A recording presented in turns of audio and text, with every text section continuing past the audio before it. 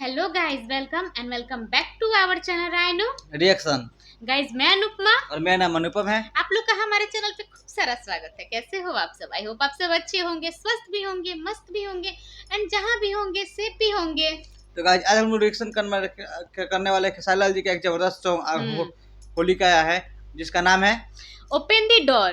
Guys बहुत ही लाजवाब, बहुत ही मस्त entertaining, सॉन्ग है। बहुत ही ट्रेंडिंग में चल रहा है ये सॉन्ग। हमने सोचा आप लोगों के साथ शेयर करें, तो गाइस बने रहिए हमारे साथ वीडियो में लास्ट तक। हमारे चैनल पे नए आए हैं तो प्लीज हमारे चैनल को सब्सक्राइब कर दीजिए, साथ में बेल को प्रेस कर दीजिए ताकि हमारे वीडियो की नोटिफिकेशन आपको मिले। अच्छी लगी हो तो लाइक कर दीजिए, शेयर कर दीजिए, हमें सपोर्ट कीजिए एंड कमेंट सेक्शन में जाइए, कमेंट करके बताइए कि ये वीडियो आप लोगों को कैसी लगी।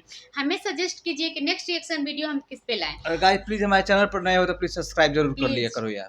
हम कोशिश करेंगे कि अपना 110% दे, बाकी आप लोग हमें सपोर्ट कीजिए। तो लेके चलते हैं आपको इस धमाकेदार ट्रेंडिंग वीडियो में। चलिए लेट्स स्टार्ट द वीडियो नाउ। ए भैया एगो नीहूर कंपनी वाला शायरी सुना दरा। रात समझते थे वो दिन लगते हैं, जिसे हम रात समझते थे वो दिन लगती है। और भौजी से निमन तो उसकी बहन लगती है। काट खलबुतनी का खातिर हे मैं पोता के दवाई देवे के बा काका पोता का बतला छोटकी के ना बोलो सारा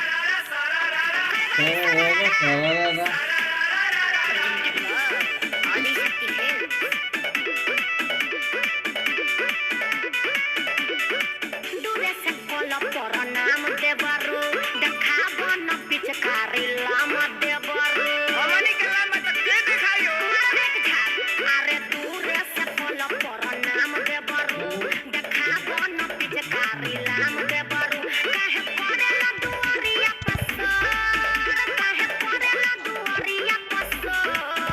अरे ओ पेंदी डोर भौजी ओ पेंदी डोर यादे ओपन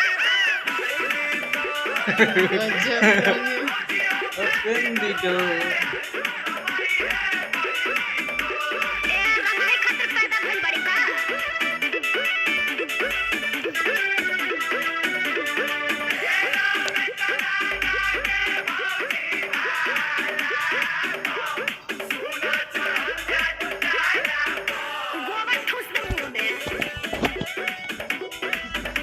ये टिंडे नहीं डांस।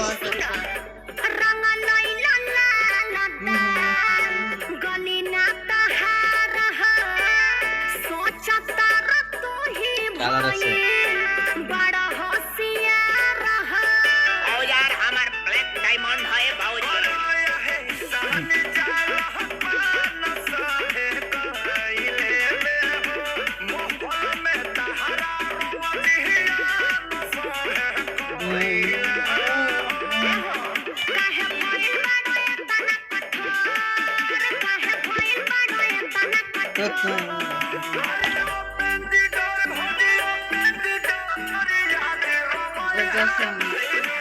मस्त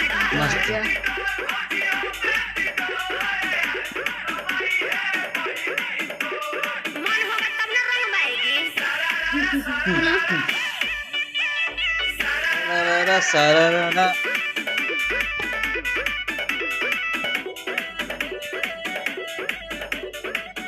भाग्य बैठा गेट गोटी से तो नाही होई तोहर पिचकारी फूका हरिए के रोई हर के ना भौजी चियार के रोई कुछ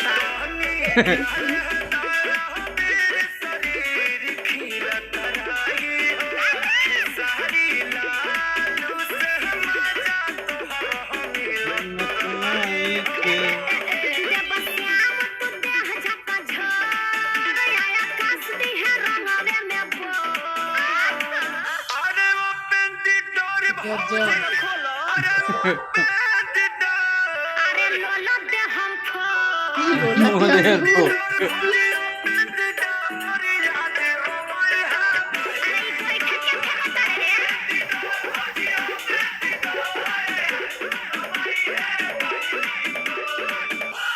अरे छोटकी आके रंग वाले नाम होनी है छुटकिया का रंग वाला। तो गाइज कैसी लगी है सुपर डुपर झक्कास वाली ट्रेंडिंग स्टार की ट्रेंडिंग वीडियो?